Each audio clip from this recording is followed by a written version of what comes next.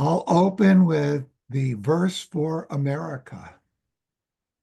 May our feeling penetrate into the center of our heart and seek in love to unite itself with the human beings seeking the same goal, and with the spirit beings who, bearing grace, strengthening us from realms of light and illuminating our love, are gazing down upon our earnest, heartfelt striving.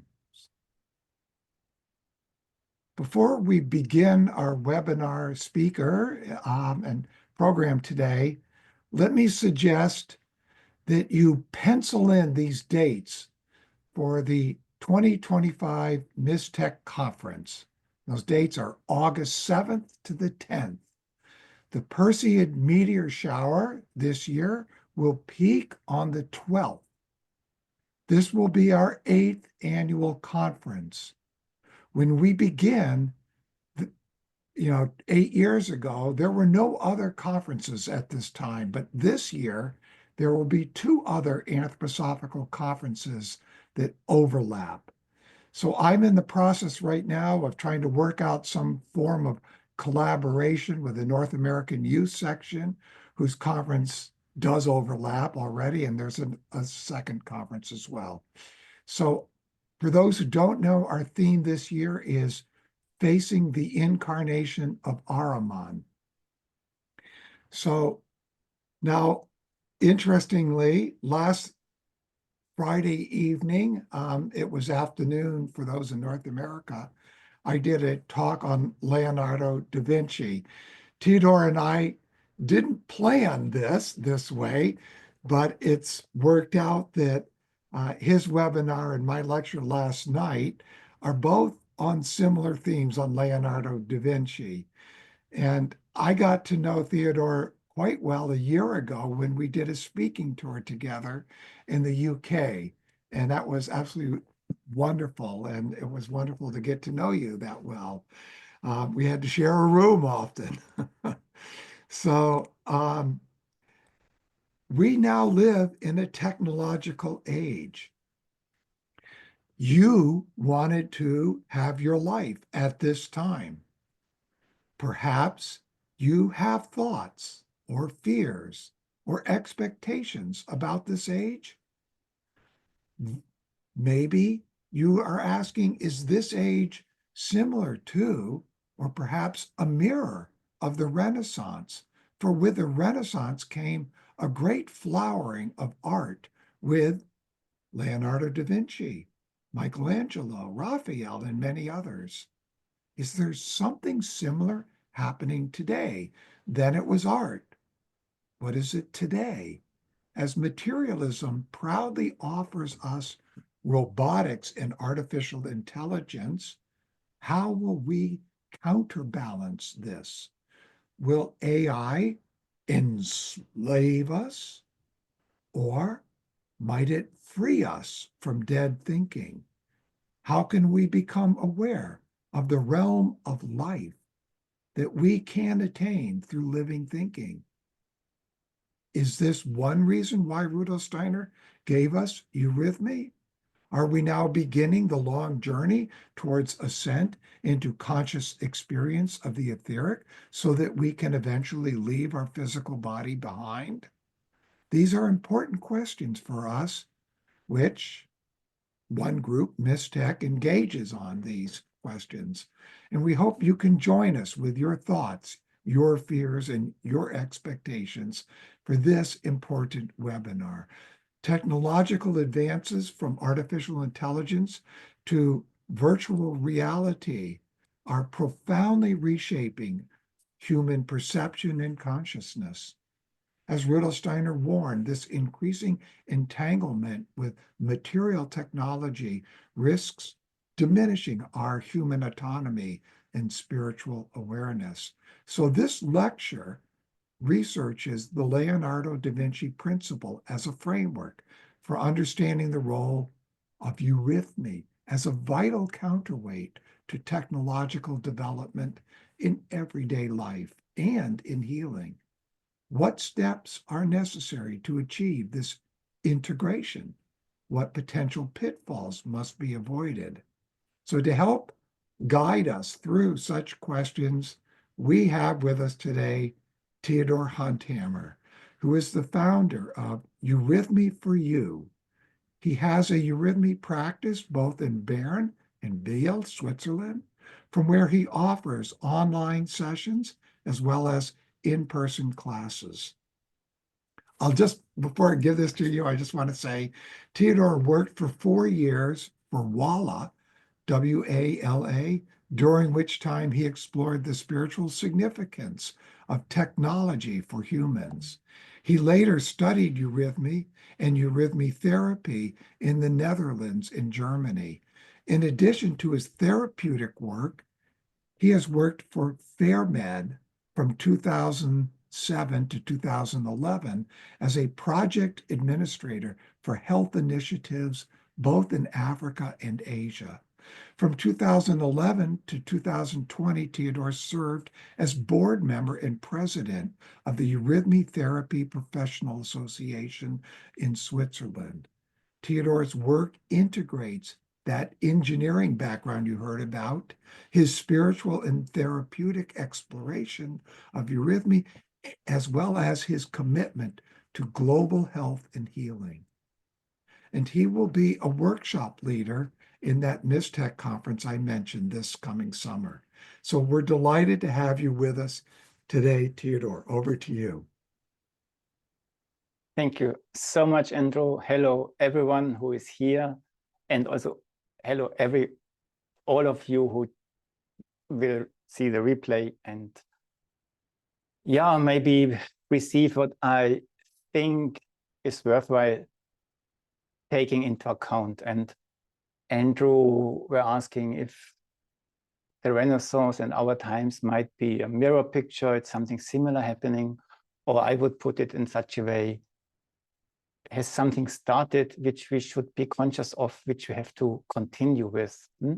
And so it's a Renaissance, it's a time, but it's especially one person who maybe did a few things which are door openers to our understanding of eurythmy now and what's going to come, and why eurythmy might be a counterpart to modern computer technology, which maybe is just about to arise. And Andrew knows such a lot more about Leonardo da Vinci, and it was great watching your talk. And I pick out something from his life I want to share with you.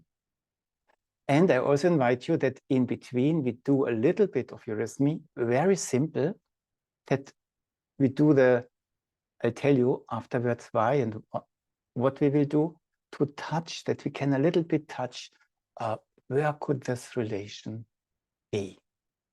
I start my screen sharing, the presentation I have prepared. And there it's just the title.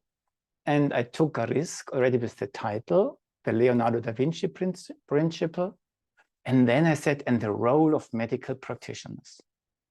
I will bring a lot of thoughts or concepts because we need a clue what are we working with. But I also want to put it a little bit into where could it go to, and I think our doctors could help us in making eurythmy a counterweight to technical development. So in the Q&A at the end, because ask about what do I mean with this if I don't cover it enough in the talk, because it's not so easy to put into words, I would say. Okay, look, now just a few general thoughts I would like to lead us through today.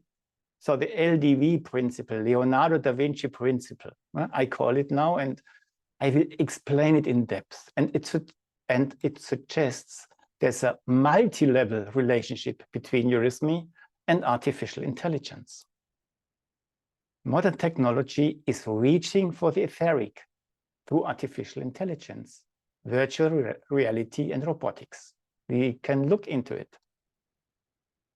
If that's true, its goal is to bind the human soul to the technological evolution on Earth. Yeah? And eurythmy is determined, I was looking for the right word, I put it like this, is determined as the counterforce by strengthening imagination, inspiration, and intuition, and awaken us to our true human soul being. And why is eurythmy doing this? We will discuss. Maybe you have different point of views, and together we will find something. And then I will also say that health practitioners play a crucial role in introducing this into human evolution. Because that's a theory that eurythmy is not just something for myself to protect myself, but it should contribute to the evolution in a similar way as artificial intelligence does. And we talk about Leonardo, but we will also just briefly look what happened when Ludwig van Beethoven was active, yeah, and he said music is a higher revelation than all wisdom and philosophy, so he gave a high value to this. And then in the next step also to Rudolf Steiner, because he stands behind eurythmy or in front of eurythmy, yeah, speaking for it. No? So that's a little bit the thread of today. And when we speak about Leonardo da Vinci, most of us know this Vitruvian Man, yeah? And actually it's two men, one standing in a square and one standing in a circle. Yeah? We will look into this. Why did he draw two men into each other? Yeah? And I just take it as a nice, just what we'll look at later. But now I wrote to you the eurythmy meditation Steiner gave in 1924, 9 months before he died. I seek within the working of creative forces, the life of creative powers. It speaks to me the earth's weighty might.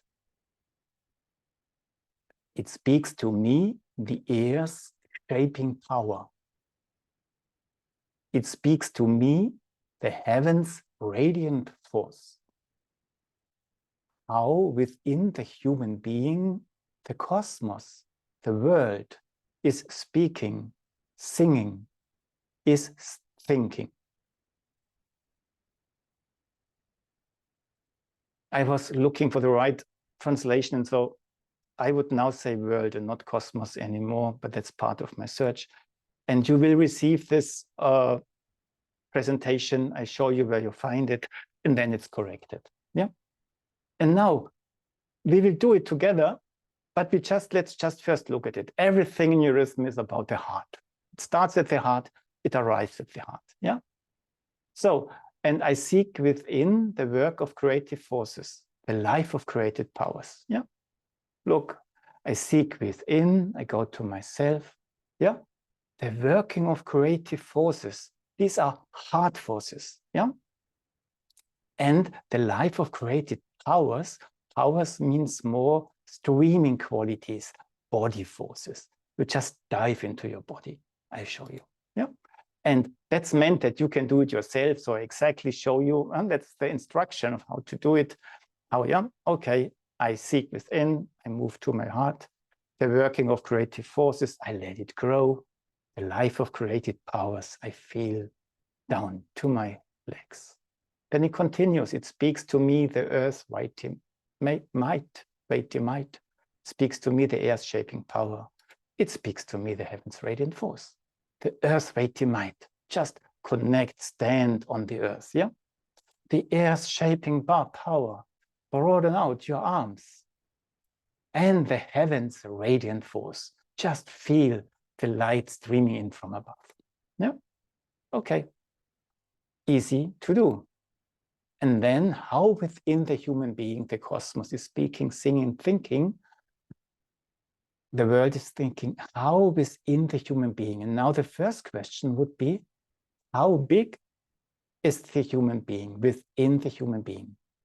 And very often you just then point to your center point to within the human being. But maybe the human being is as big as the world. Yeah. How within the human being the cosmos is speaking. Yeah. It speaks to us. Is singing, we feel our center. Is thinking, we feel our head. And now I just invite us, and you see it here then in total with the German, and I left out one line, a bunch, 3 lines, and this. Yeah. And my suggestion is now that we do it together. So you can, if you don't like to move, but I will tell you that through movement, you rescue the world, and why the young people do this. Yeah. When you see them moving, they know it has a purpose. Yeah?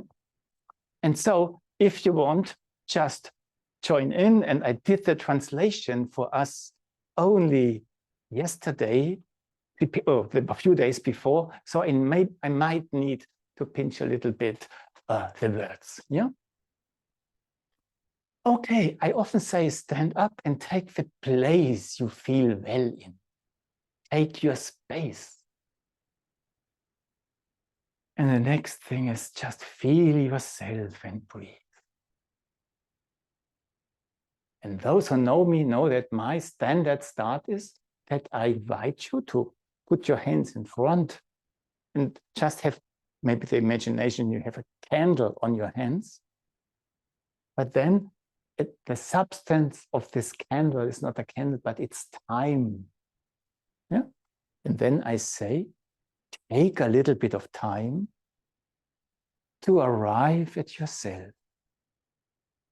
And slowly move towards yourself. Don't necessarily touch it. And then feel the light movement of your lungs. Feel to your shoulder blades. Feel the space of your heart. And maybe notice that just through perceiving it, it starts reacting and growing. And it becomes full, and then like a well flowing over. Let it flow down along the body. You feel your body. And maybe you notice that you enjoy streaming down, but at the same time, it makes you upright. Countercurrents come about by themselves. One of a basic eurythmic principle. And now that's how you can always start eurythmy. Arrive at yourself, let your heart react, and feel your body. And it's interesting that Steiner exactly suggests them that to start the meditation with this. So we do the same thing again. You have your hands in front, and then you feel your heart. I seek within. You move towards your heart. And now the heart forces, yeah? The working of the creative forces, the inner sun, let it radiate. Search for them. And then let go and stream through the body. The life of creative powers. All these streaming energies. And then just a little step to the right and left and connect with the earth. It speaks to me, and now feel the gravity, the earth weighty might, and receive it into your body. And then come to your center and just unfold your arms. It speaks to me, the air's shaping forms, and receive these energies. And then continue with your arms. Feel into the space above, into the space of light, and let it stream in. It speaks to me, the heavens' radiant force. And then close your legs. And then just feel something coming from below. how within, oh, stop, we must go back. And then because it continues, how within the human being, and now feel what is the human being. And now close the legs. The world is speaking through the legs into your heart, and you receive it. Is singing. Just cross your arms around you, in front of your chest, and maybe slightly make a sensing circle with your head. The world is a thing. And then just feel all three qualities flowing into one another and making you one. How does this feel? Let go, breathe, make a little step and breathe. The breathing is the thank you of your etheric body. Yeah, it just widens your lungs, and then you know it was good. We do it one more time, and then we sit down, and I continue with my lecture. But do you already notice an idea to artificial intelligence and the counter qualities, maybe? I seek within the working of creative forces, the life of creative powers. It speaks to me, the earth weighty might. Let it come. Hear it in your heart. It speaks to me, the air's forming power. Receive it in your heart. It speaks to me, the heaven's radiant forces. Receive them, radiant in your heart. How within the human being feel its dignity. The world is speaking, singing,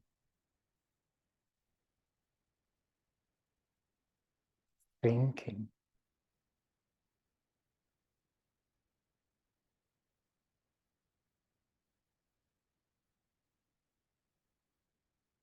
And then slowly sit down, breathe, relax, and just listen to the resonance. We only touched it a little, but what does it do to you now?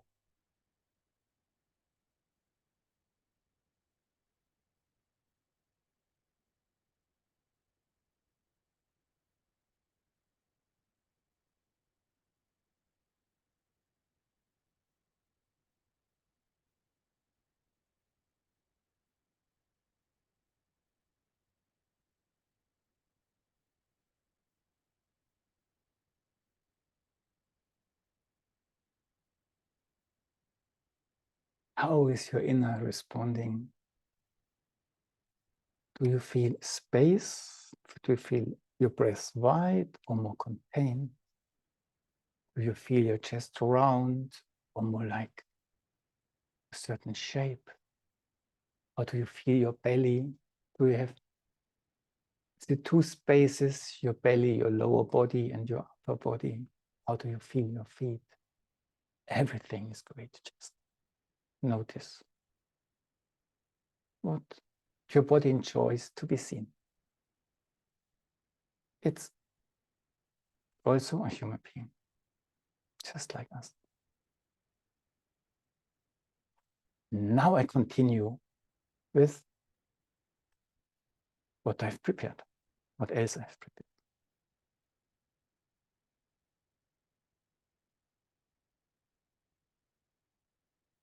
And in Andrew's lecture on Leonardo, it became already tangible. Yeah, Leonardo, the perfect one. It was everything what he touched, people loved him. It went so well, it became so beautiful. At the same time, the imperfect one, because he didn't finish his paintings, what he drew over 1 or 2 years he was working, fell from the wall because the paint he tried out didn't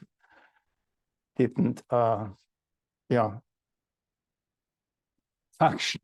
The Abendmahl, the Leonardo, the Last Supper, yeah, the paint is already disappeared after, not disappeared, but became very weak after a short time. Yeah. So Leonardo, the imperfect, perfect one. Huh? He was known for not finishing the paintings, or it took exceptionally long time. Yeah. But this we must now have in mind. He was not only a painter, but also a brilliant engineer, inventor, scientist. Yeah. And he was so fascinated by his technical research that he neglected his paintings to a degree that people got upset. Why did he do this?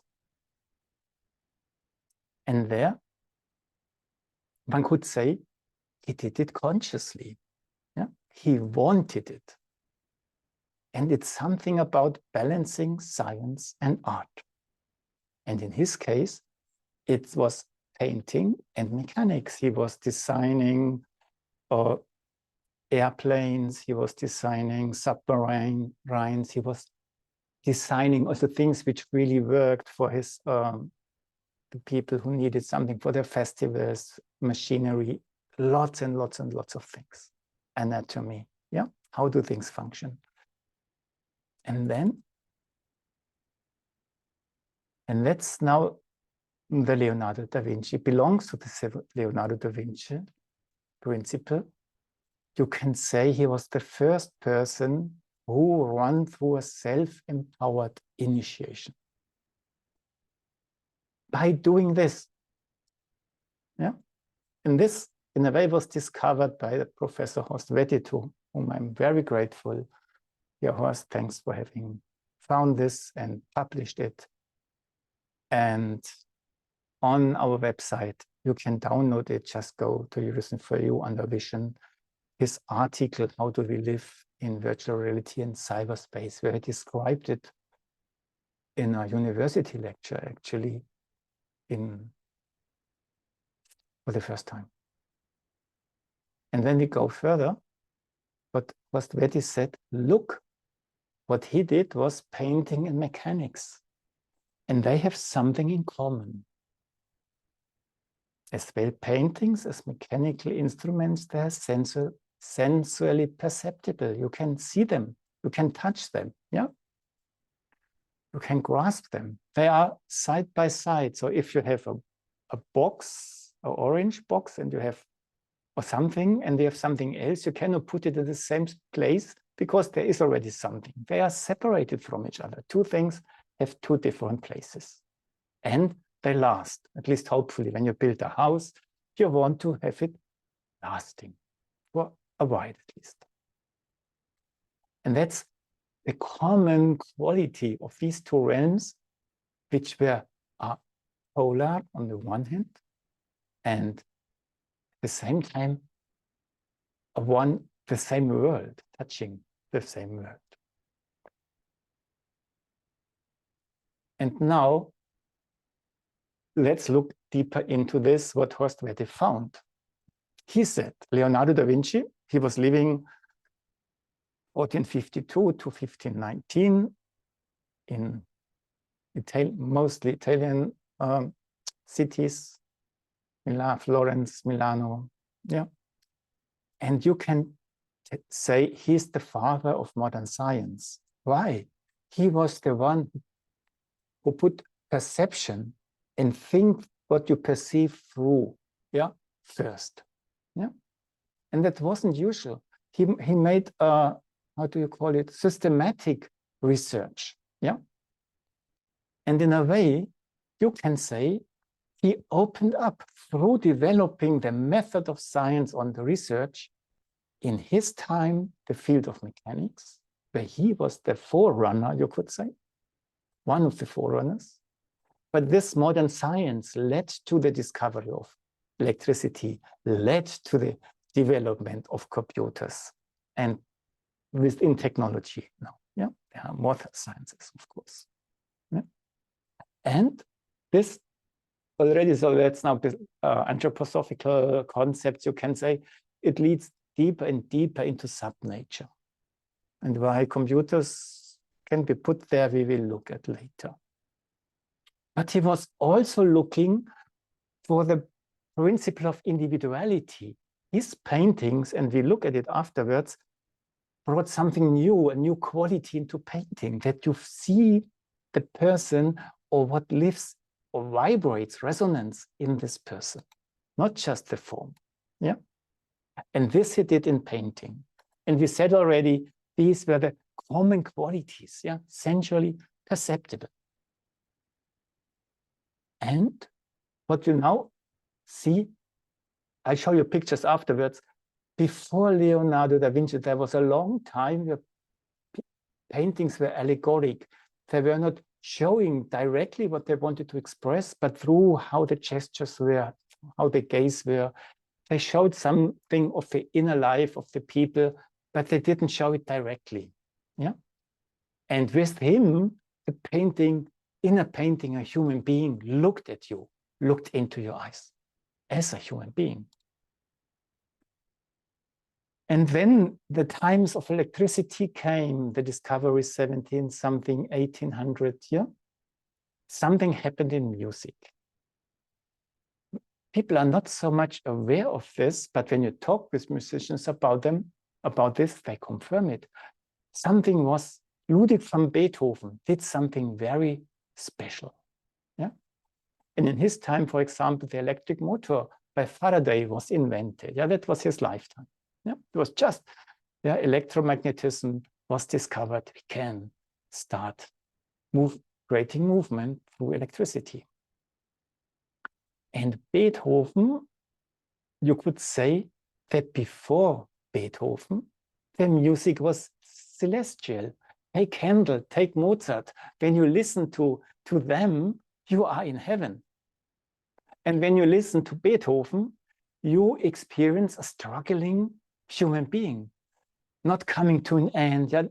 You feel the music should finish and it starts again and starts again, and you feel all kinds of expressions, but it's not becoming emotional, it stays music. That's his genius, that he stayed in music and not just depicting somehow emotions.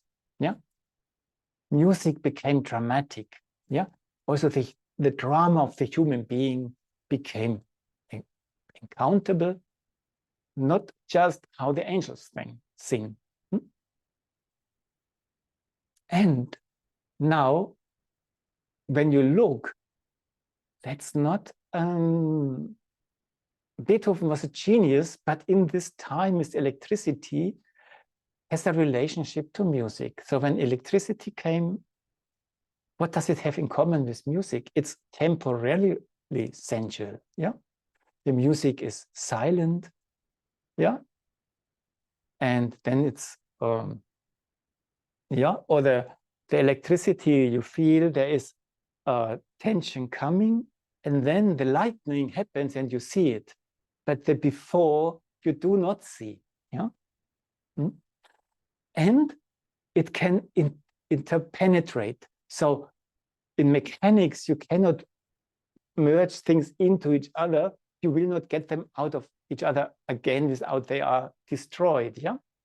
You can stick things into each other, but then they are disformed. But with electric currents, you can let two currents into each other, yeah? And then you separate them again, and there's no loss, yeah? And it takes place in space and in time. And stop, the interpenetrating in music, you know? You have normally a melody, then it's one after the other. That's fine. But in music, you have also the possibility of harmonies. And then you have the several tones above each other, and you still can discriminate the tones. Yeah, that's why you can sing in several voices. Yeah, and you enjoy the space between them, but they are the same, they interpenetrate each other. Yeah, like in electricity. And you have rapid changes, it's volatile. You have loud music, it's soft again. You have lightning, and a few minutes later, it's gone. Yeah. Just a few indications, you are in a kind of force field in very different ways, but there is something in common.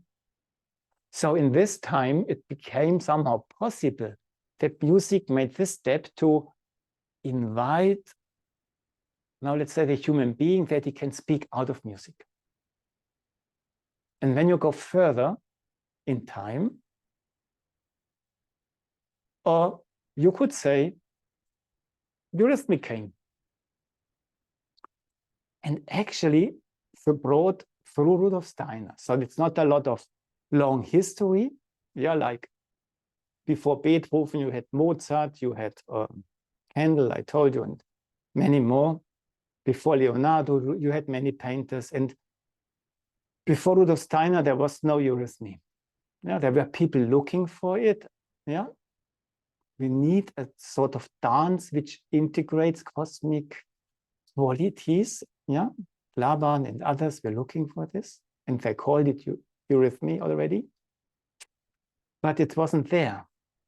And then when it was invented, then Marty Steiner said, oh, Rudy, what you brought, that's eurythmy, what people today are looking for. But it was in the air. Yeah, but it doesn't have a history. That's special. So Rudolf Steiner, the 12 years he could give it, that's the history of eurythmy. And now we are mostly not aware of this.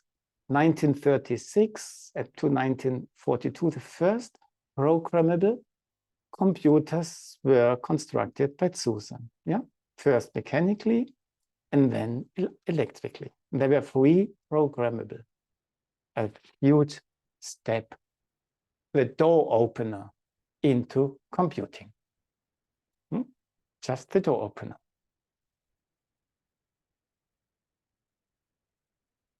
And so you could say, that in a way, when the computers come, yeah, and now how they unfold now, in the realm of computers, you find the robotics, you find virtual reality, you find the artificial intelligence, but you can somehow say, yes, the whole history flows together into this computer technology, yeah, and its essence is the artificial intelligence, yeah,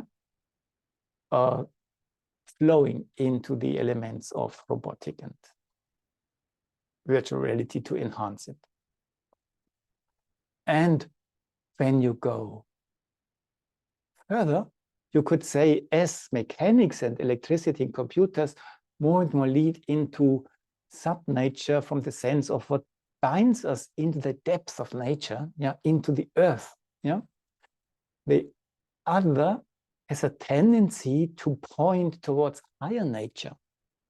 Yeah, there is something vibrating in our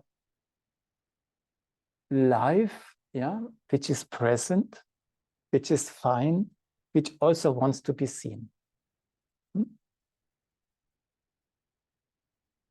And when you look at this, the path somehow is to develop imagination, inspiration, intuition. And I will show you that eurythmy wants to give us a push into this direction. But it's again imagination. Yeah, touches the field of painting. Yeah, inspiration, the field of music, intuition, the field. Yeah. But does it touch the field of eurythmy? Or what kind of eurythmy is meant by this?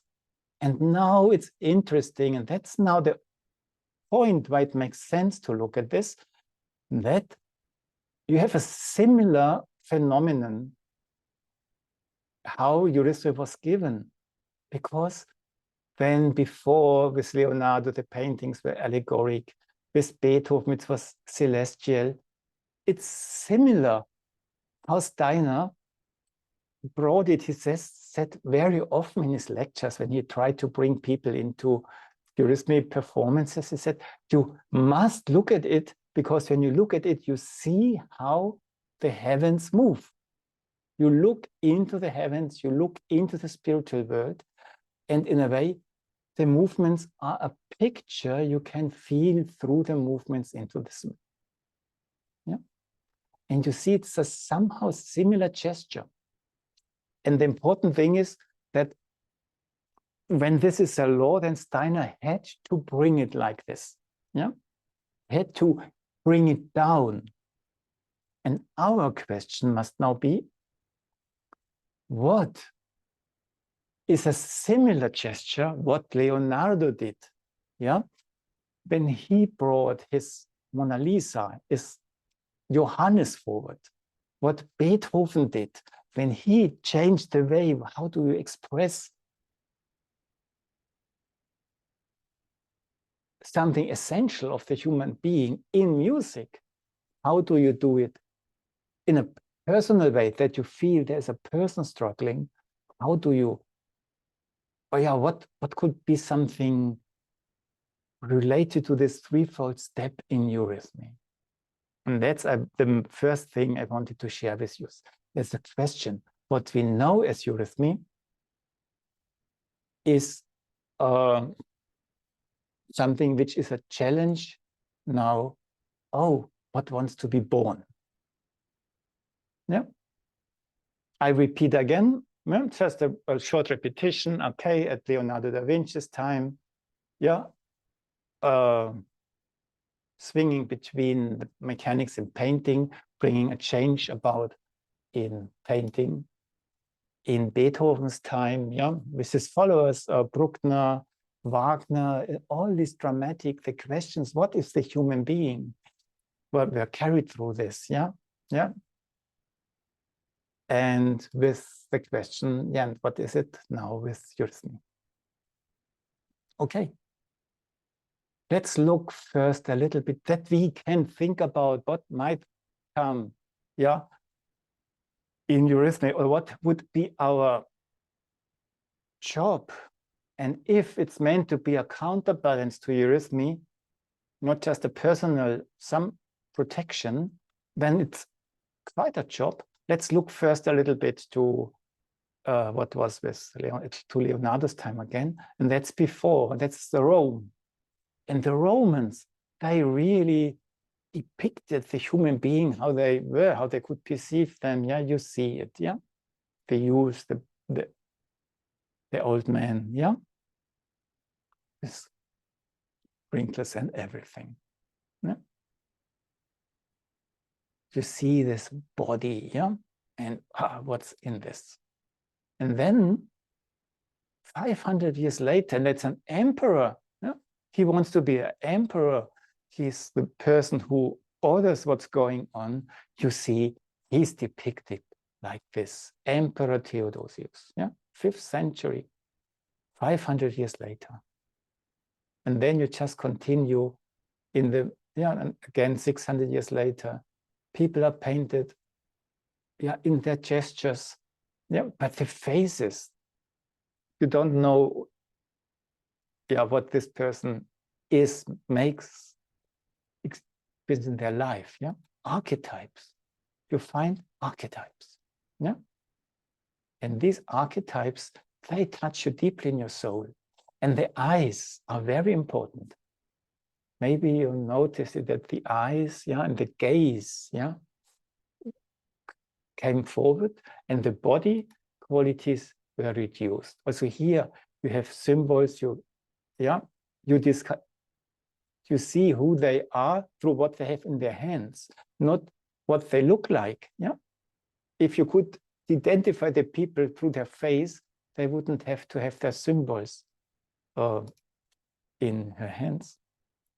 And yeah, another example how people were depicted. Now we are in the 13th century, and also here a Graf, a Margrave of Moravia, yeah? Yeah, so a person who knows to fight, yeah, is depicted like this. That's the time when Leonardo da Vinci started to become active, yeah, 1386, that's now. 100 years later.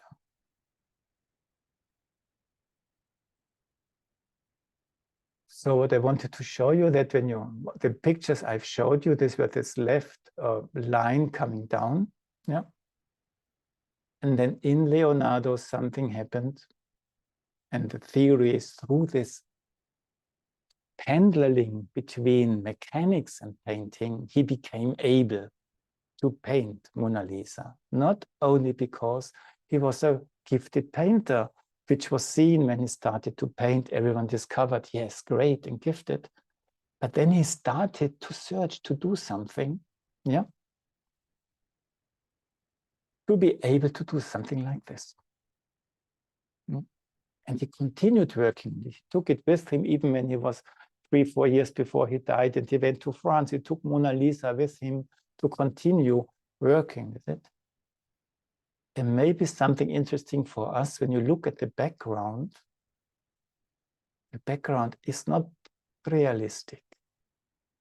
It's somehow, now sure, but because I want to see it like this and you can see it differently, but let's call it etheric.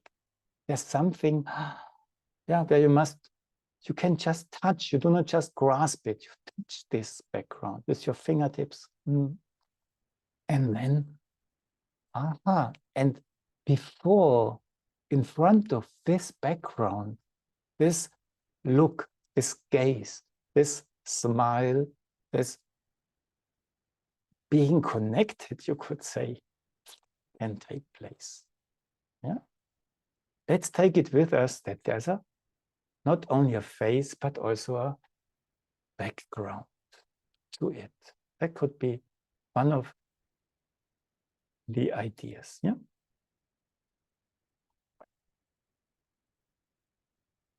The eye. And you see, I wrote, yeah, I added on this line pointing upwards to the arrow, yeah, it becomes personal, and you wrote the eye. And I find it so genius that the eye is the same word in English as for the eye. No?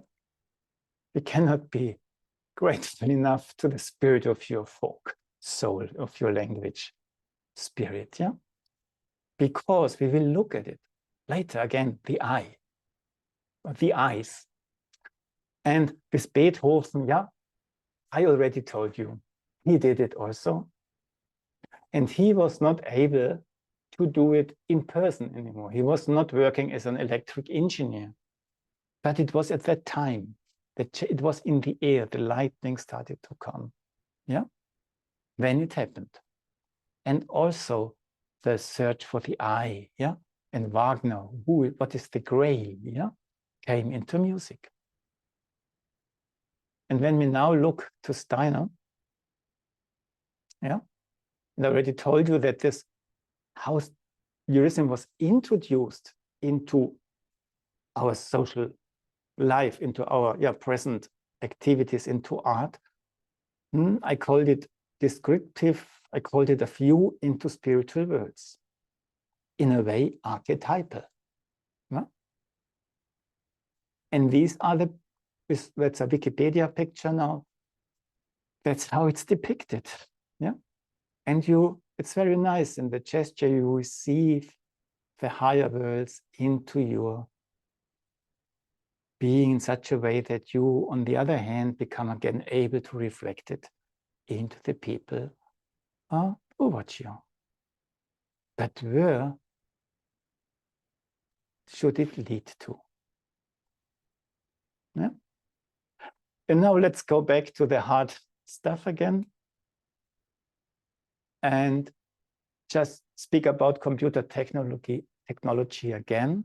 And now I'm claiming a few things, and you can say, no, yeah, And Andrew and I also argue about this a little bit, but I have it from Horst Wedde, and he was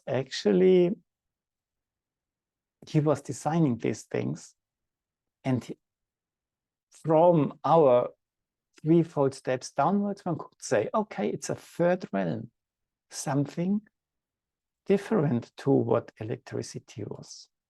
Yeah. And it's somehow beyond electricity and mechanics. Yeah?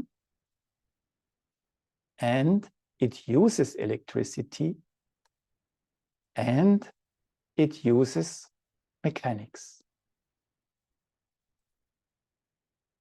So, and that's now very important. It's worth meditating a little bit about it, because very quickly we say, computer technology, that's silicium crystals, and they have a software, and these are all millions of little switches.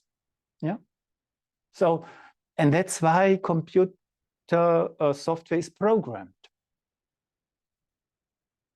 But when you take serious what I tried to say, then you could say, but then at that point, it's still electricity. It's just switches, just very, very small. Yeah.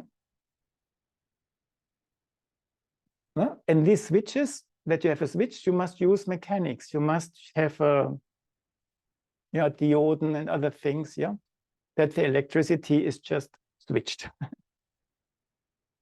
But, and then you can program how this electricity flows. But what we observe now, and that's so important, on the basis of this, something other happens, what's beyond of this, yeah? And which cannot be fully understood. So I mean, you understand what you have programmed, but now we start reaching the point that you wait for how will the machine react, yeah? That's now interesting. You test it out, and you are surprised that it can do things, yeah, which you quicker than you had expected. Yeah? In a way, you often hear, oh, it's just statistics and probabilities and so on, yeah? Right, but in this field of statistics, something lives in, and that's beyond electricity, yeah? Like quantum physics, yeah? It can be this and that. Electricity cannot be this and that so easily, yeah? Why do I repeat this? Yeah. Okay, now let's look back to Leonardo. He was on his way in two fields. He went into the churches or to the rich people, making paintings for them. And then he went into the cellar, yeah, or at night into the clinics, hospitals, to the dead people, yeah, hidden, yeah. So to do the anatomical research, yeah, my English is, sorry for this. And designing his machinery in some cellars, perhaps, yeah, totally polar worlds. And that's now something very important for eurythmy to have this in mind. Oh, yeah, let's go to this. Because we should learn to speak about ourselves as two people.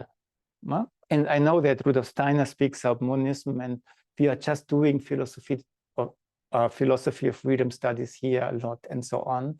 Yeah, dualism, monism, but he also says that of everything you say about the world, the contrary is also right. So it doesn't make sense to argue. And I just want to make you aware, we are two. And every one of this on this world knows it. And Leonardo has just painted it because I wash myself. I undress myself. I don't know what I want. I hold it against myself. I don't like that I am so fat. I suffer so much from the fact that I eat so much chocolate. I feel good within myself. Yeah, I experience there is a one and another. Yeah? I wash myself. At the same time, we try to be, or it feels so good when them two become one. They can merge. Yeah. But for when we now look for what are the steps eurythmy could go, we could look at this. And that was one of the reasons why I experimenting or discovering, because a friend of mine said, come on, you are eurythmist, come on, let's go skiing. Oh, I want to do eurythmy. And so it happened that we started exploring it. Actually, it's this book, Eurythmy on Skis, it's actually a eurythmy training book. Yeah. And we also have the videos. Yeah. And because I cannot play the audio, doesn't make much sense to play this now. But let's just go somewhere else where I really ski a little bit. Yeah. Now I just, here now comes the S. Huh? So let's start. A B, yeah. Look, that's just the B. And then it suddenly discover the B is not just a form, it's a rhythmic being, yeah? And it makes such a lot of fun to ski with the B. Yeah? And what I said in the beginning is that different things, it's a 1 hour video, you find it on YouTube, you have it find on our website for many, many different letters and sounds, yeah? It's an interplay of the upper and lower system. Normally in eurythmy, we do the sounds with the arms. But when you ski, you cannot just do what you have in mind, because your feet do it differently.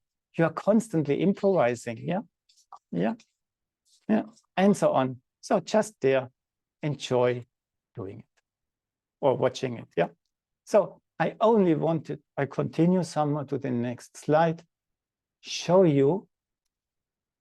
So no, that, or what we touched a little bit. I stop screen sharing for a moment. Who have a different view for a moment. We had it already in the meditation. You have something in you which connects with the earth. You have something in you which connects with the light. And it's you. You have to somehow bring those two forces together. Yeah? And in skiing, you just, they start playing with each other.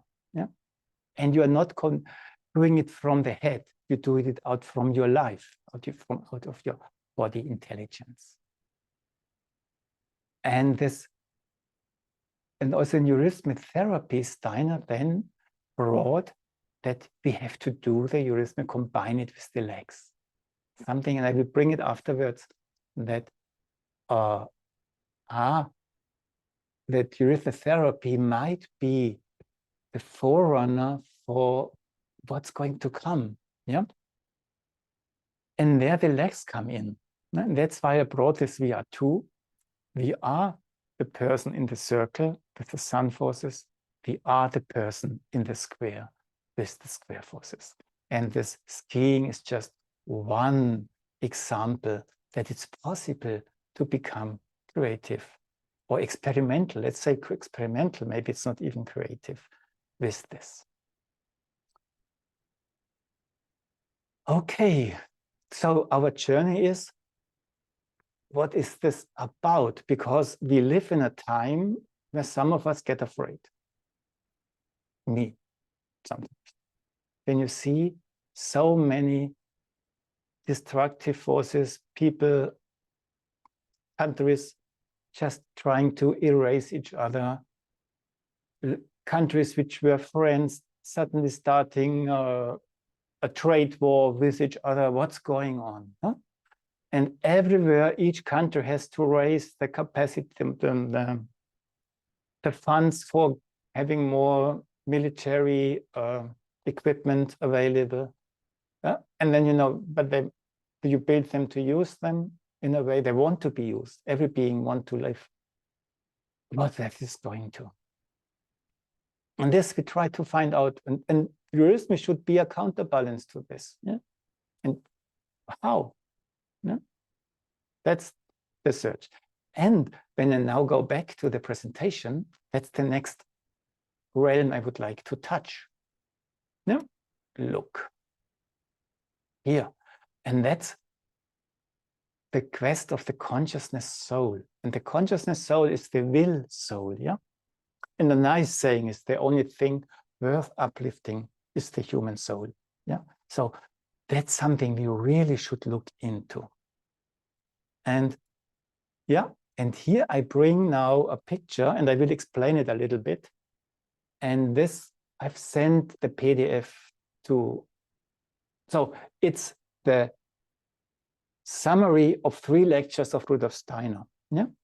Path to New Birth through planetary and fixed stars, and 2 of the last anthroposophical leading thoughts. Yeah, he wrote in 1925, so a few months before he died.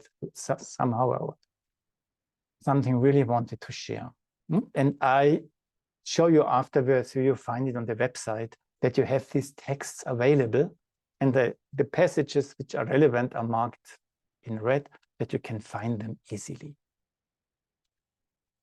And now, yeah, I start a little bit explaining it, that there's something interesting that Steiner suddenly starts speaking about a soul spiritual world and the cosmic spiritual etheric world. Yeah. And he says cosmos very often, yeah, cosmic etheric world. And then it becomes clear, and that's why I want to stress it. We often think, okay, I'm born, I come from the spiritual world, I die, I go back to the spiritual world. At night, I go to bed, I go into the spiritual world. In the morning, I come back out of the spiritual world. Not completely wrong, but you can add a few things to it, because it's not the same spiritual world as I understood it. Look it up, please, yourself. You could say that between death and birth, you live in this you have spread out into everything, and then you decide to come down through the planetary realms into life, and just a few weeks before your birth is taking place, a part of you is disappearing and going into the world and doing something in your parents' body to prepare that a sort of resonance can take place when you come, and then that you are somehow meeting a body which is prepared for you. Yeah? And then you grow up, and during your life, when you sleep, Steiner describes that we go into the cosmic, etheric world. And in a way, a little bit later, it will become clearer. We actually leave the spiritual world for our lifetime. That's why the angels are so sad when we say goodbye, because they have to wait for us. We are not coming back. What we do is that during the night, we let go, we leave the body, we go into the etheric world, which is a spiritual world. Somehow it's the world of the evolution, the world which carried the evolution. And then we start meeting the realm of the etheric, we start meeting the realm of the planets, we start meeting the realm of the zodiac in different ways, and depending on how prepared you are, you feel good or not so good. And then you come back, and from there you bring your moral impulses. There you start speaking to these realms. And I got the picture, yes, but it's still through as if you would have latex around your hands. You cannot really touch it. It's some skin in between. Yeah. The further developed you are, the further you can go, and you can dance with them, but you do not merge with them in a way as you do after death. Yeah. And that's something important, that all of us, during our lifetime, we circle in a realm where we connect with where we come from, or with the spiritual world in a very specific way. And how I call it is it's the moon sphere. Yeah, we come from the spiritual world into the moon sphere. Yeah, and the moon is the energy which binds everything together.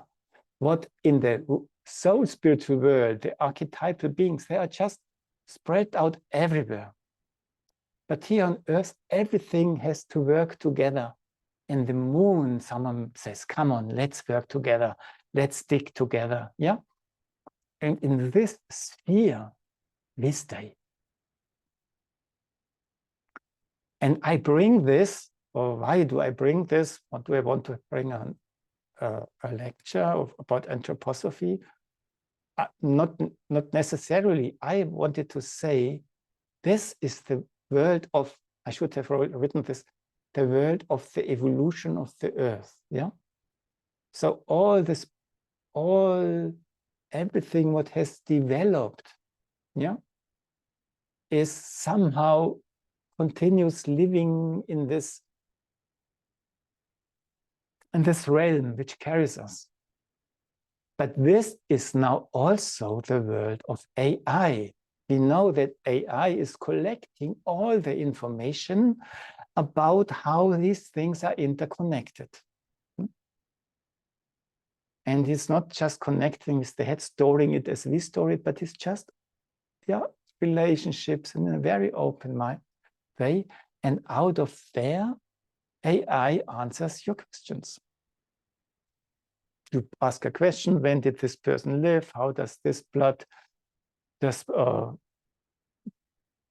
is these blood cells, how do they work? And it's explained in the utmost details. You can even write letters, what I often do when you are not happy. I can't express myself. I express it better. And it's really not good written. And he makes a clear structure out of my thoughts. AI understands what I want to express and brings it back. And then I shape it into my own style a little bit. But I couldn't have said it like this. And that's drawn from this world in which we also are on our path. And now the other world, yeah, which I painted yellow, where our soul spiritual world, our true home, where we go home after death, we could call the world, I now use the name resonance, because that's, I think, what eurythmy should bring to us, that we become able to have our body work in such a way that it can resonate with what lives in us as soul spiritual beings. And so, and this is now not what we think, because many people, people just think what they want and explain you exactly how it is, yeah, and how this works and that works. But people think what they want. And how do we, but where we start to touch ourselves is when we reach the realm of imagination, of inspiration and intuition. Yeah. And it's also the realm of karma, because we also know, and Steiner stressed it very clearly, you cannot prove, there's no way to prove that there's a spiritual world. You can only will it. And in church, you do it through your feeling, you somehow want that be carried. But somehow, if you want to connect with this, you must want to believe in it, to be able to notice the resonance, trust in what comes in you, and experiment with it.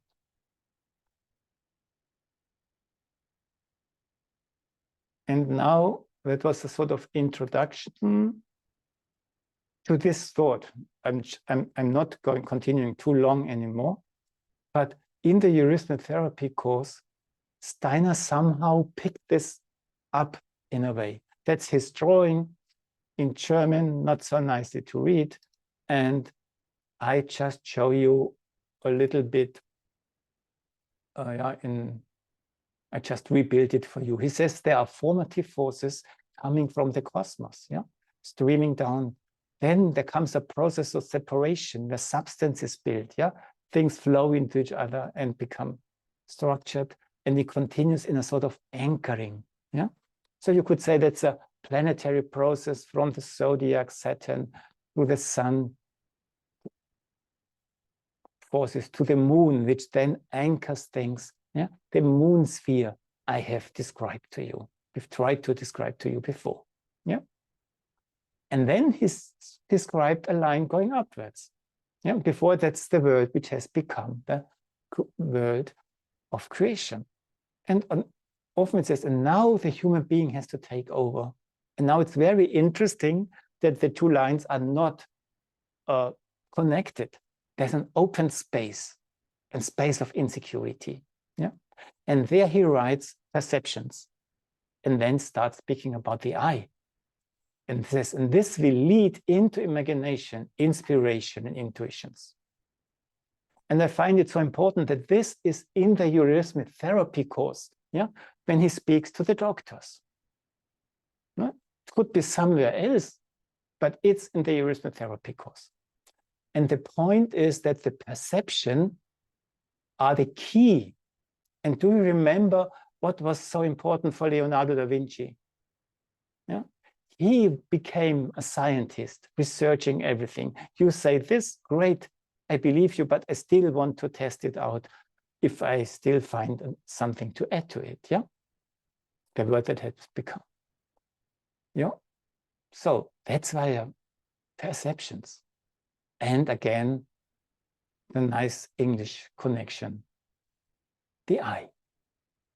That's the path. But there's the possibility, and that's what Andrew makes us so clear. Thank you, dear Andrew. It doesn't have to be like this. There are strong forces which want to suggest it's for our best to follow what rational thinking tells us. Only you. And look, isn't that nice? That's also Leonardo da Vinci. Johannes, Isn't it this the same gesture?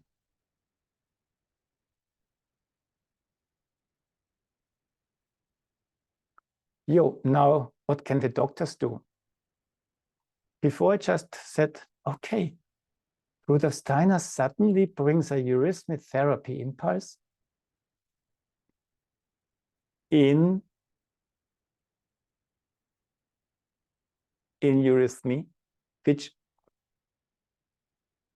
picks up this drama of the human being in a way. I'm in a moon world where I cannot get out of it for my whole lifetime. I can experience spiritual beings, I can touch them, but I'm still separated from them. So, and he places this drama somehow at the doctor's field. That's again a drawing from Leonardo da Vinci from his work. And then you can say, oh, great, I go to florist books and order everyday eurythmy. That's already a great step. That's Barbara, a very great woman, and she does it so beautiful, and you find these exercises there. And you could also just take your smartphone. Can I ask you to take your smartphone? And then you just go to your Play Store, or the iPhone users to the App Store. I mean it serious now. I cannot see you.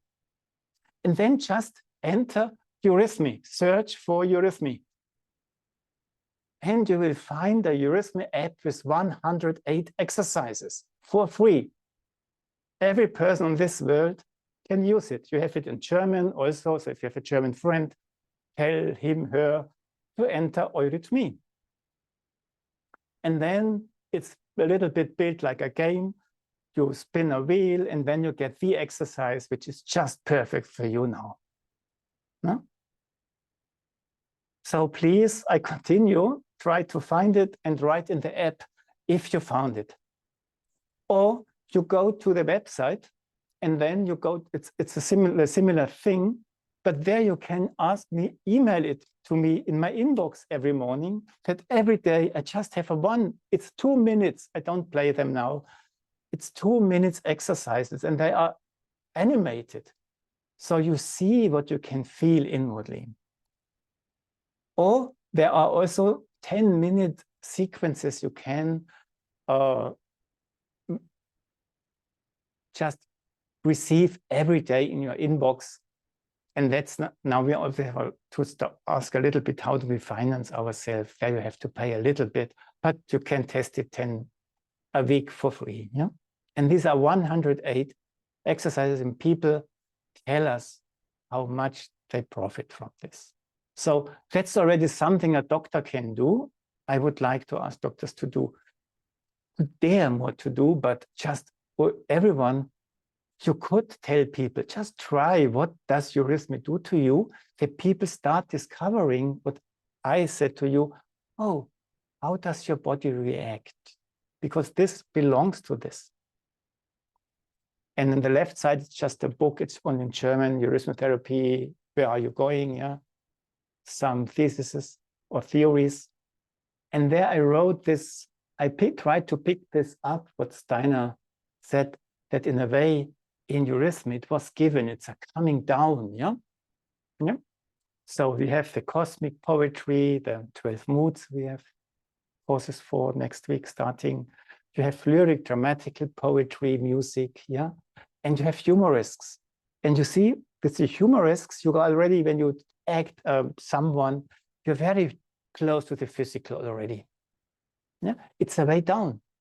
And then in eurythmotherapy, the legs are brought in, the jumps, in a specific way, in a way that they do good, but that your healing forces start working from within. Yeah? And that's now a little bit, I put question marks in my drawings before what's going to come. I just said, okay, the next step may be good sharing or eurythmy. When people use the app, maybe you share. You do not only show the app, but look what I did, and you show what you experienced. And the aim could be that in a way we start developing an inner lightness and morality. Yeah, I told you that the AI wants to bind us, the computer technology, into evolution, into becoming older, into not dying so early, and so on. And but Steiner stresses it would be so necessary to let go of this body a little bit, to breathe more into in the elements around us, yeah, in the lightness. And that could be something we could try to achieve. And then we go differently into sleep. And from there, we might develop a morality which could allow us to face the challenges of today. Yeah. So don't just become more moral, but no, how do I do this? Maybe there could a kind of creative circle could take place. And the key is what I wrote in green down there. The question of the consciousness soul is somehow this question of health. Huh? We fall ill, and how do I become healthy? What can I do in myself? Yeah, yeah. How can I develop, connect with myself, with my I? Yeah. So that's again, the doctors somehow have it's their field. This development takes place.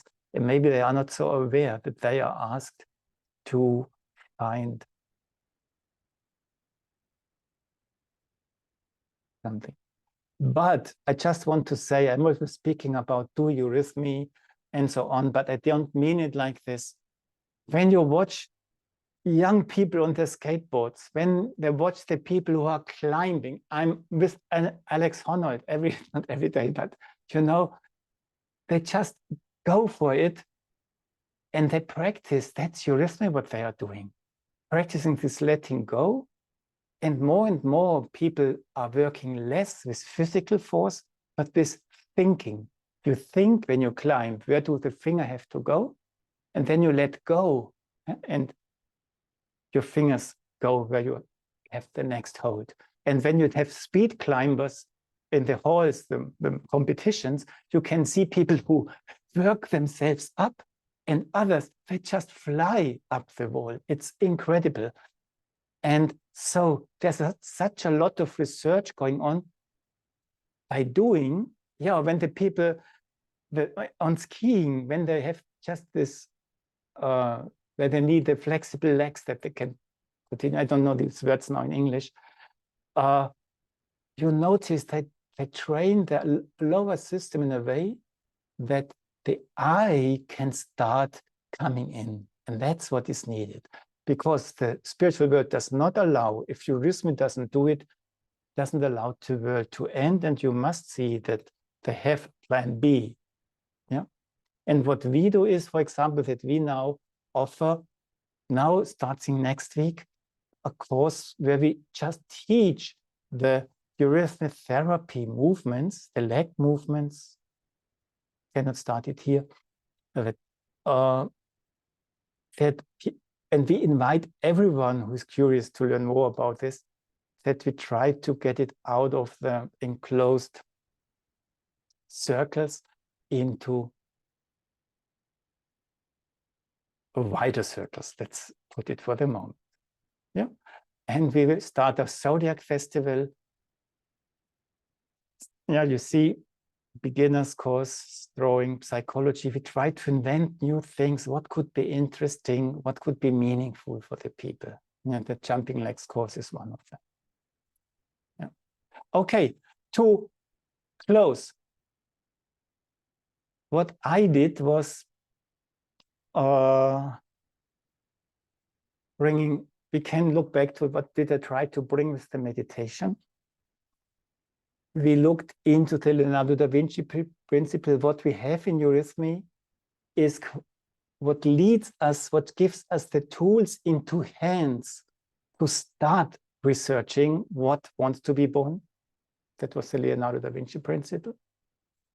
And the soul, the two worlds I brought is, we have that eurythmic therapy might have the task that we work with our bodies in such a way that a resonance can take place with our imaginative, intuitive, and inspirative sides in us. Yeah, that we can experience as truly spiritual souls. Yeah, and this might need practicing, and maybe this is the task of eurythmy. What did I say here? I've gone back. And we did not discuss the question, can AI think? And then you often hear, oh, it doesn't have consciousness and so on. But I gave you an example, it can think better than me. So when you say cannot think, but it thinks better as Theodor, you might have, you are completely right. But with this, you say Theodor can also not think. Yeah? Yeah, because it thinks better, it understands my problem and makes a proposal. And we have to learn to let go and discover new ways of thinking, which are called, I repeat, imagination, inspiration, intuition. And now it's very obvious that Google and others try to get hold of the etheric. And you can say, no, that's not only machines and the etheric is something living, but I've just told you, the computing takes place above the machines. It's already a third realm. And when you see how the robots run, the humanoid robots run down a hill and stumble and react, and you see just how they try to find balance again, it's unbelievable. Yeah? You don't experience machines anymore, except you yourself call yourself a machine. And it allows us also that we discover we can now better observe when we just that our thinking might be also just steered by parameters, by the network we have in us.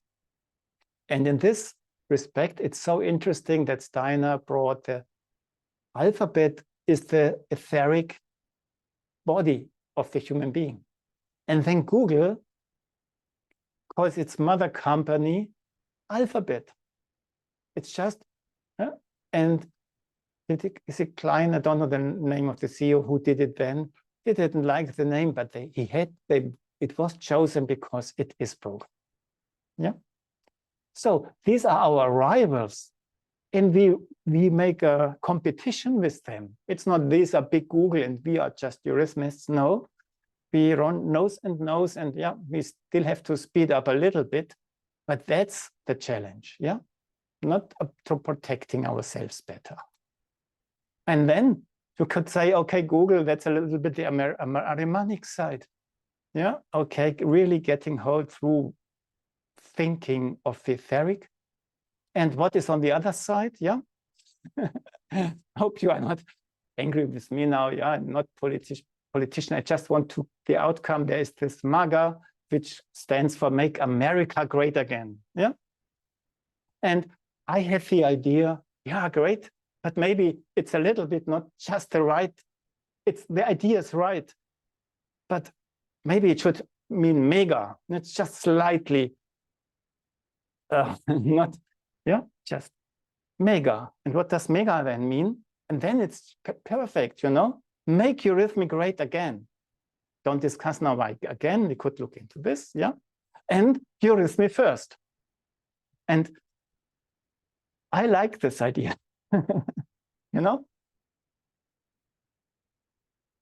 And that's I would wanted to bring to you, and thank you for your support and love, and for your listening and your patience.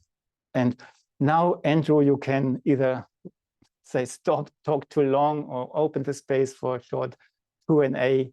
And those who want, we can still do one time the eurythmy meditation at the end.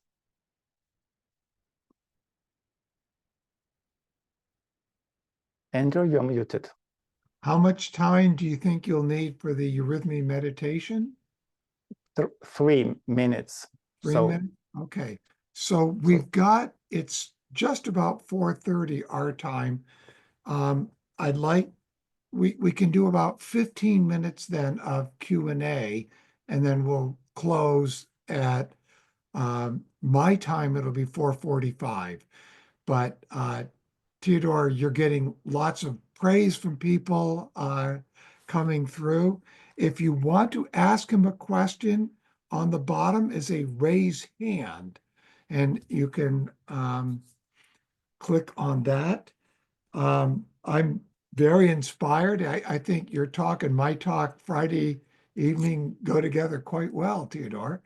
Don't go on mute yet. Oh yeah, you're gonna have a drink. Okay. If you might, it's very interesting, a book by Nick Thomas, who was British. He's no longer with us, but he wrote a book called The Battle for the Etheric Realm. And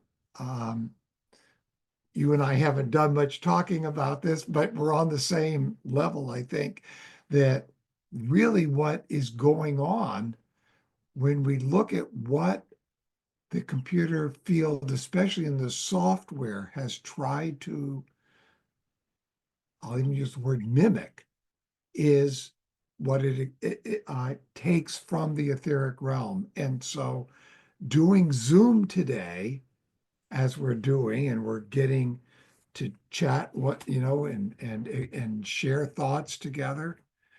I think one day we'll develop ourselves to the point that we don't need this Zoom to have these conversations. We'll be able to do it directly with one another that we've developed a relationship with, in the etheric realm. But that's perhaps wishful thinking on my part, but I think that's in a way where what we're seeing in this field of AI and these sort of things are things that we will discover we can do them in a different way with different activities involved, but in the etheric. So that's just a comment from me. I'm not seeing anybody in the Q&A. Someone asked, can I watch this webinar again? And they missed parts of this. And the answer to Anna Ruth is yes. This will be placed up in the Mistech YouTube channel, and where you went and registered, probably by tomorrow, there will be a link to this placed there. So any other questions? Why not have an, yes, see we can 3 have an hands, open Andrew. conversation if somebody wants to raise their hand. That's on the bottom of the icons on the bottom of your page. There will be a raise hand. Yeah. 3 people raised their hands. 4: Jennifer, Leon, Nancy, Gordon.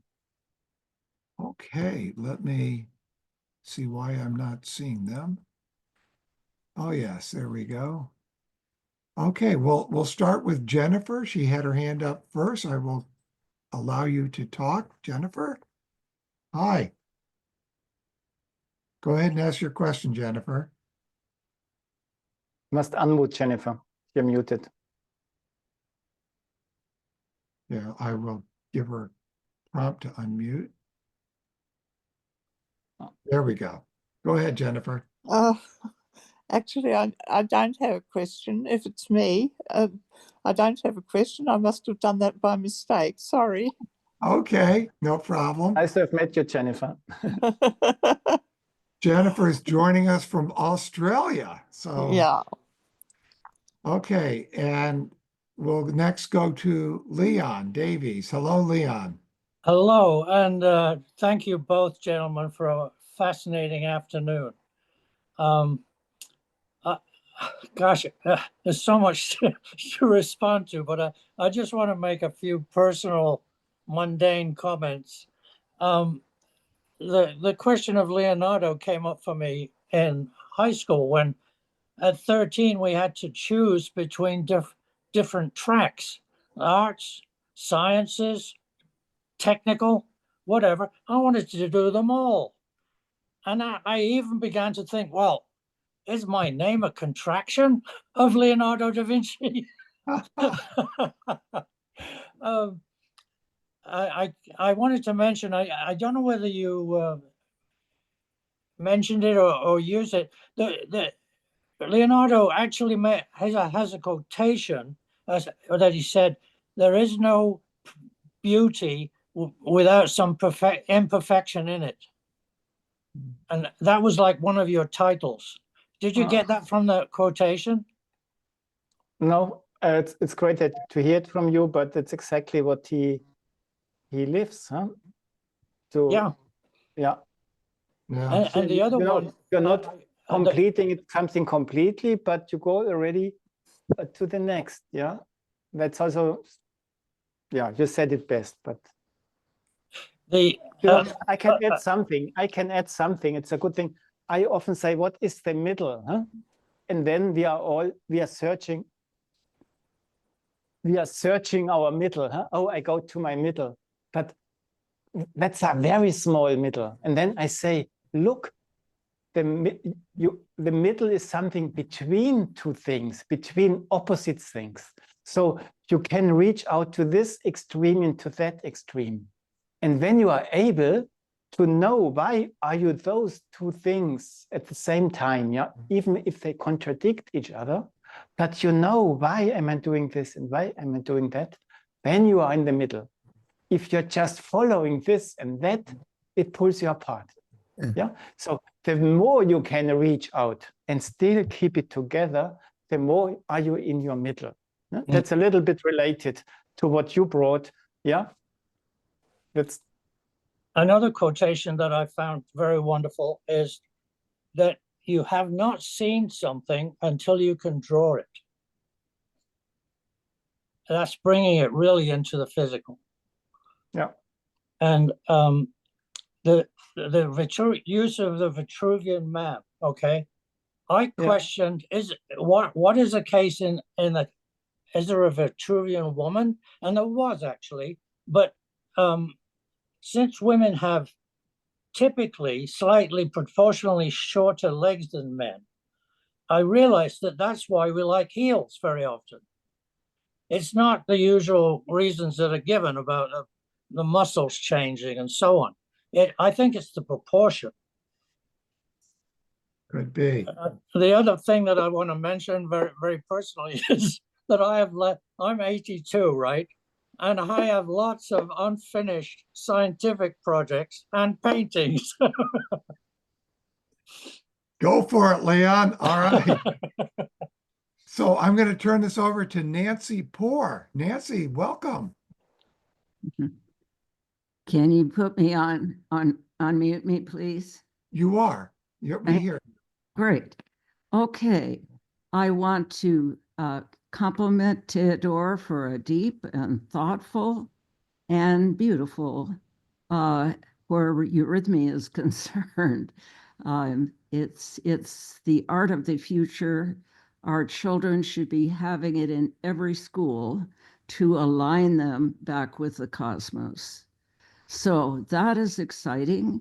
Your offering is thought-provoking because we have already exported our brains into the computers.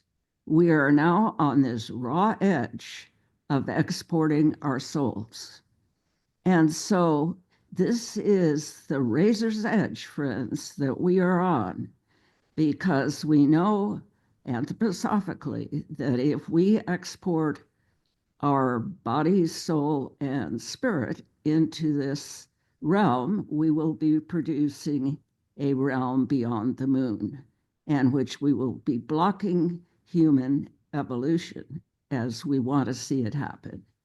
So just that warning, because of course, Leonardo was Judas. And so we are looking a man that is 2 in 1. And he was this fascinating character, doing indeed what you have outlined, Theodor, as launching modern research in the same way as the Francis Bacon did before him. But I just want us to all be mindful as we export or stand on this razor's edge of exporting our souls so that it can write a book better than Rudolf Steiner. It can do that right now. And so we can be mindful that where are we putting our being, and to walk that edge. And that also I'm delighted to see you honor the athletes, because here in America, through anthroposophical background from Europe, we have been so put down as being too physical. And I appreciate your thing to make eurythmy great again. And it is, because Arman works deeply in this country, and it brings us down and pulls us right down into the physical body. But the beautiful athleticism, the attempt for our wonderful athletes to get into that etheric space, whether it's a runner's high or whatever. So yes, the young people are lifting themselves up, longing for this experience. If we can only give them eurythmy with it, along with acknowledgement of their striving through their work, this will be a wonderful thing. So, two-edged sword. But thank you very much for your work today. And thank you, Nancy. We'll move on to Gordon. Gordon, just one comment to Nancy. it's great to collect these thoughts, and then, but you describe it's a critical situation, and then we cannot just say, okay, everyone should do this eurythmy, but to take to an athlete, just do short, long, 2 times a day, or we have to find out what has eurythmy to bring, and then to give this, yeah. And that's something we have to work together to find out more. That's research, what we have to do. Thank you, just for this. All right, Gordon, you have to come off of mute. Gordon? Hi. Yeah, hi, Andrew. Let's see, I'm thinking a couple of things come to mind. One is some of the studies in more conventional teachings to do with attention deficit disorder students. And a lot of the things they're addressing is the ability to begin to hold the mind that's holding them, I guess, really there, to structure an awareness of the transitions between where they will to do something, how the body begins to engage in it, and whether they follow through with their initial intention. And it was really something to see speakers. I was just down in Winnipeg where they were demonstrating working with this. And I think, again, this is, you've touched on it with eurythmy and the working with polarities. So they were working with attention deficit disorder kids, the hyperactivity, and it seemed to be so structural. And I can see that in the course of working with kids in a wood shop, because it's a conceptual design and something of the imagination coming in the way I do it. And then they take that and then they have to engage with carving, or they're engaging with burning wood, or they're beginning to work with bigger equipment. And they love it. And what I've seen is when the general populace is kind of falling back asleep, which is quite often what happens in the indigenous community, if you give them something that requires real effort, they have all kinds of muscle memory that comes into play. And when they touch that, there's an enduring kind of energy that comes into play that just feeds them so much energy and gets them going. And then they're into the formative world more and seeing how things are shaped, experiencing how things are shaped. And there's a lot of uniqueness to it. I'll just give another example where more recently we had a student die. Oh, she was a graduating class, and I guess she choked on her own vomit at some party or something like that. But the students were wondering how they could make connection with her, and how if they could send their love on to her and give maybe some direction to it. And there was the influence of a Filipino lady, very Christian oriented, providing some of the intensity and some of the quickening of what was being expressed. And then it moved over to a traditional woman, and she passed around a turtle and had people talk about through wisdom how they knew the girl. And that was so touching. There was such profound listening to what was possible there. It's really something. Thank you. So yeah. Yeah. We only have 1 minute. Bonnie has her hand up, and Bonnie, I'm going to give it over to you now. Hi there, Andrew. Good to see you again. I had a question, and hello, Theodor. I had a question about the comment that you made that, and I'm not denying it, but just a question that Rudolf Steiner invented eurythmy. I remember back in the 70s when I first started my eurythmy training, hearing from my teacher, and I don't remember which teacher it was because I had many, said that eurythmy was practiced in ancient Greece by the temple maidens as a kind of sacred dance. Now, I just wondered if you could speak to that, and if that's true or it has some bit of truth to it. Maybe they did temple dancing that, was harmonious and graceful and, more like a ritual in a circle. But did it actually come from ancient Greece, do you think? Yeah. Okay, Bonnie, you might remember that I wrote, because everything what happens is right. It's just maybe not the picture how it should be, but that's why I said make eurythmy great again. Huh? Do you remember? And now you Yes, say of course. this, yeah, Yes, and you can connect it. You know, Right. the only question now is, we don't want to go back. That's also what Leonardo didn't do. But how can it be brought that it's this wow what Mona Lisa has, that it is the wow what Beethoven has, that is the wow what eurythmy has? Not because it's so beautiful, but Mona Lisa is beautiful, but there's a wow behind. Yeah, yeah, and that's what we are searching for. We cannot construct it.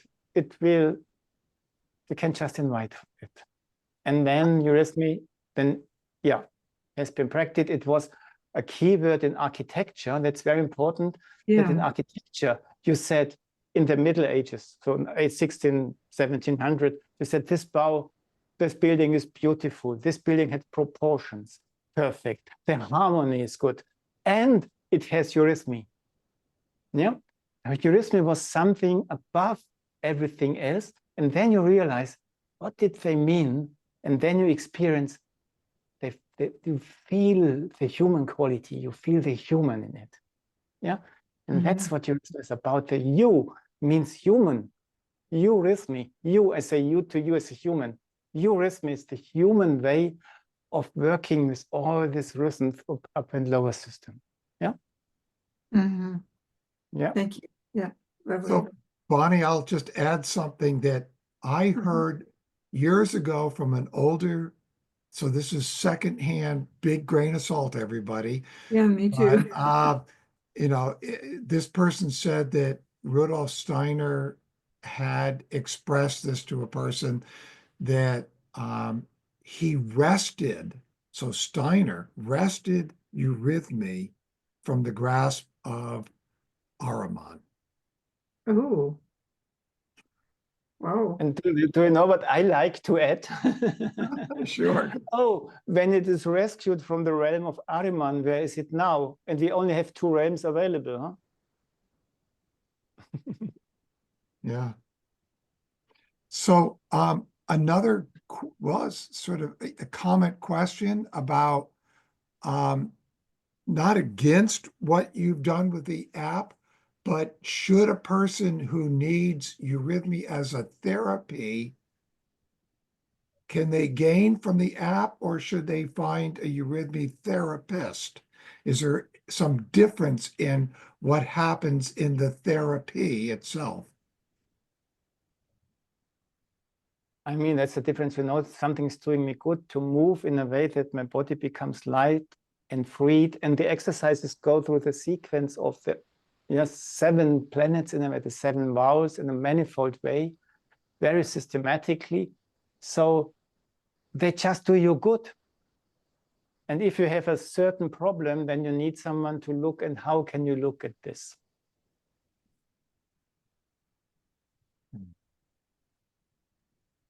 Okay, I think we're past our stop time, so I think I'll bring this to a close, but I want to thank everybody who's participated. I want to thank you, Theodor, especially. I think this was... Can we do the eurythmy, the 3 minutes? Oh, and we're going to close with it. I just want to express my thanks. Great. Yeah. Do the closing, but thank you, just in case. And as Theodor knows, one of the reasons why I had him join me in this speaking tour is because I feel very strongly that what we're doing in front of these screens and what we're doing in this whole realm of technology, that eurythmy acts as the great counterbalance that we have. There needs to be more things developed, but this is what we've been given in a developed form. So if you want to do the closing now, Theodor, thank you all. Yeah. So all of you who still want, I invite you. You know what's coming. It's not difficult, but these simple things can be deep, and it's about connecting with the human being in us, in this world we live in. Okay, so take the space you feel well in, And then just bring your hands in front. And then I seek within. Come close to your heart. The working of creative forces. Feel the heart forces unfold your inner sun.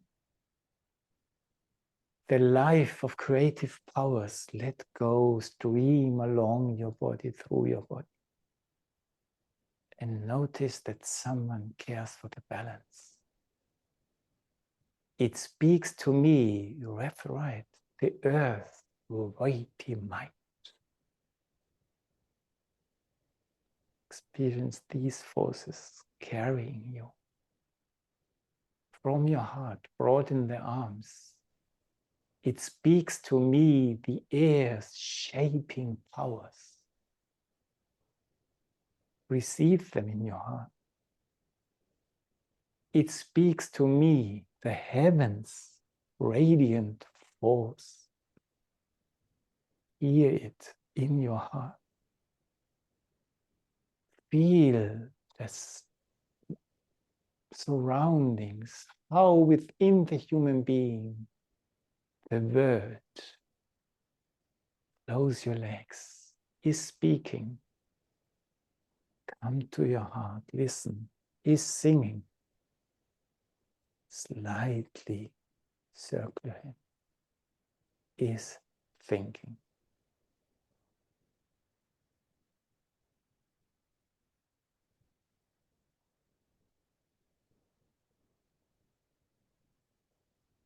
And let go, breathe, and slowly sit down.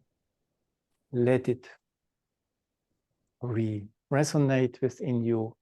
And when you do the exercise yourself, and I just show you to close with where you find it, because in about 2 hours you will find, oh, should be this here.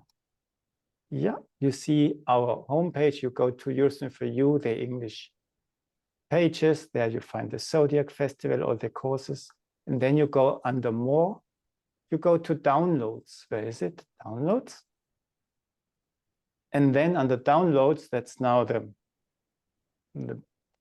PDF from another conference I gave some courses, and there you will find the text from this sketch I did from these 2 worlds, and you will find the PowerPoint presentation. Thank you so much for listening and for taking what I thought into your hearts. Well, thank you. So, Theodor, we're so glad you could be with us today, and I hope you get a good sleep. It's your bedtime now. And for the rest of us, we'll hope to see many of you again in our next webinar in April. So you can find that on mistech.org, or you'll get an email. Thank you so much, and we'll bring this to a close now. And I wish you all a wonderful evening or day. Bye for now.